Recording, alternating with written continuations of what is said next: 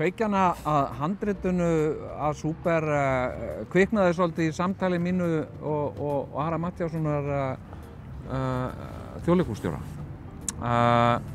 Og hann var að segja að það væri svolítið svona gaman að fá eitthvað nýtt íslenskt svona absúrdleikrit.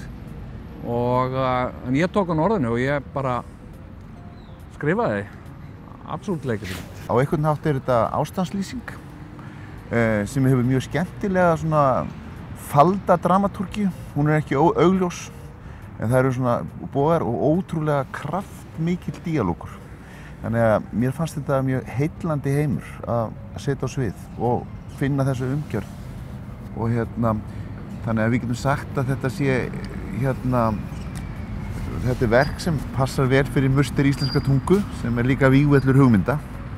Og Þjóðleikhúsið hefur verið lýst þannig og nýtt íslenskt verk þar sem sannarlega eru rauninni býr til vígvöll hugmynda sem við berum kennslu á.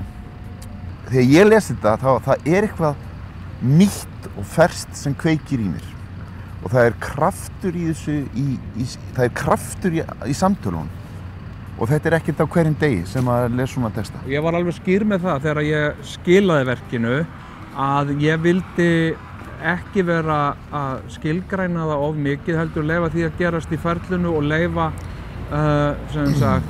tæknifólki og aðstandendum að hafa áhrif á það hvaða leið væri farin, sko.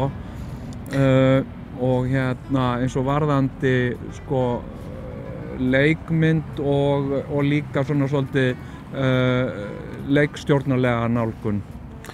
Já, og að því leyti þetta mjög svona frjó og góð klassísk vinna. Ég fæ handrit, þar sem höfundur hugsar einhvern veginn, en ég fæ frelsið og minni samstarfsmenn eins og Grétar Einarsson til þess að taka þetta upp á eitthvað okkar level og búa til plattform, búa til heim og hvað maður segja, svona leika okkur áfram með þetta og búa þessu til umgjörð og finna ykkur á lausnir sem kannski, þannig að segja, við reynum að barna verk höfundar, við reynum að finna kvöl höfundar. Hvað það raunverulega sem hann vill?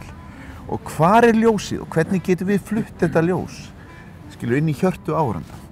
Og þannig að við erum svona matreiðslumenn, getum við sagt. Þetta náttúrulega kannski ljósberar. Við erum svona ljósberar. Ég svona slátrari. Já, og við tökum okkur frelsi. Við þykjumst líka vera skapandi listamenn þó við séum hér með sköpunarverk sem við fáum að móta. Hugmynd verður að svínakjöti. Já, allt svínakjöt. Fyrir peningana sem þú fékkst fyrir leikriti, þá kaupir svínakjöt þannig að á svínakjöt ertu komin og svínakjöti skáltu aftur verða.